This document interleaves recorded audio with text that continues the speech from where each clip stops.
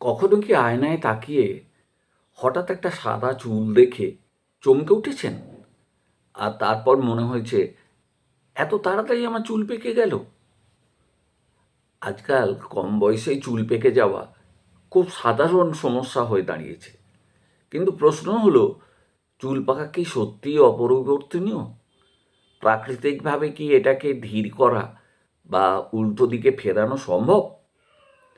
আজকের এই ভিডিওতে আমরা জানব কেন চুল পাকে, কোন ভুলগুলো আমরা প্রতিদিন করছি, এবং সবচেয়ে গুরুত্বপূর্ণ যেটা, কিভাবে প্রাকৃতিক উপায়ে ধীরে ধীরে চুলের স্বাভাবিক রং ধরে থাকা যায়।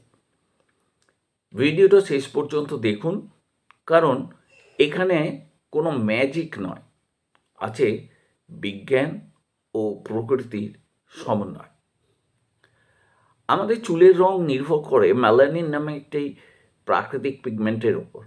এই মেলানিন তৈরি করে মেলানোসাইটস নামের কোষ। কিন্তু যখন এই কোষ দুর্বল হয়ে পড়ে বা মেলানিন উৎপাদন কমে যায়, তখন চুল ধীরে ধীরে ধূসর সাদা হয়ে যায়।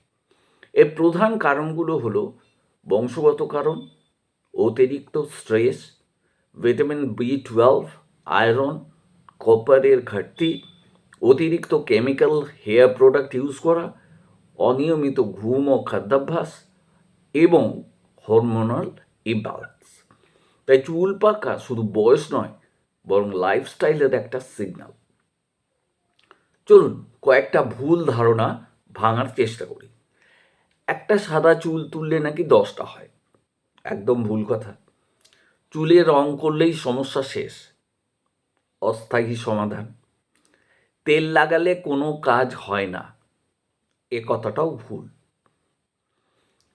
প্রাকৃতিক সমাধান মানে ধৈর্য এবং নিয়মিত যত্ন।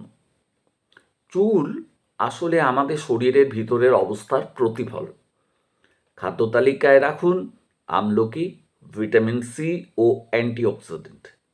কালো তিল, যাতে আছে কপার ও আয়রন। কারি পাতা, মেলানিন বুস্টিং একটা এলিমেন্ট।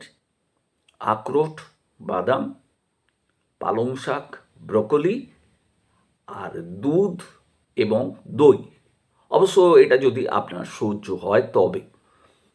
এড়িয়ে চলুন কি অতিরিক্ত চিনি, জাঙ্ক ফুড, কোল্ড ড্রিঙ্কস, আর খুব বেশি চা ও কফি।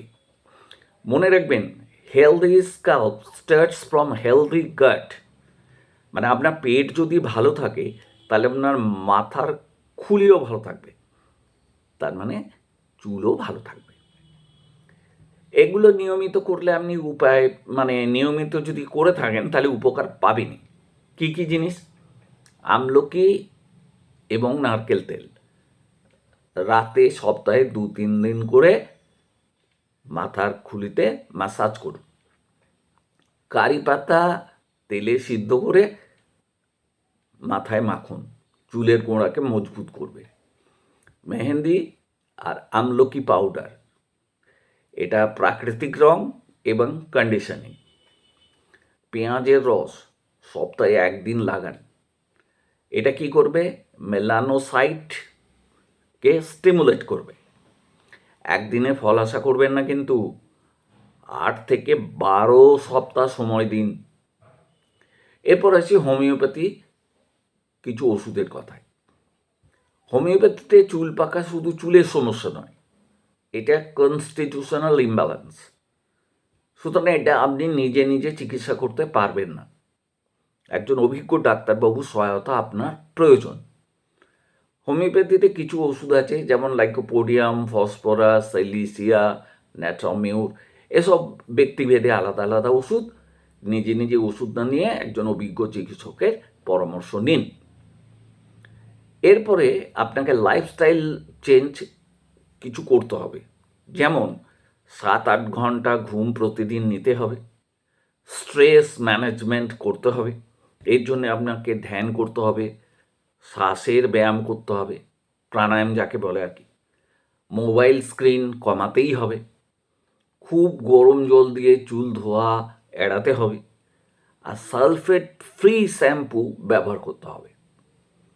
একটা কথা বলে রাখি, চুল আপনাকে শোনে, আপনি যত্ন যদি নেন সে সাড়া দিতে বাধ্য। চুল পাকা কোনো অভিশাপ নয়, এটা শরীরের একটা বার্তা। আপনি যদি আজ থেকে খাবার ঠিক করেন, কেমিক্যাল কমান, প্রাকৃতিক যত্ন নেন, তাহলে অনেক ক্ষেত্রেই চুলের স্বাভাবিক রং ধরে থাকা সম্ভব।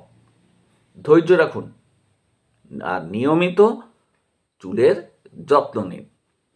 ভিডিওটা যদি ভালো লাগে তাহলে আমাদের চ্যানেলকে লাইক করুন, শেয়ার করুন, সাবস্ক্রাইব করুন, কারণ এখানে আমরা কথা বলি প্রকৃতি, সুস্থতা আর সচেতন জীবনের। ধন্যবাদ। Stay natural, stay healthy, and stay with natural homeopathic solutions.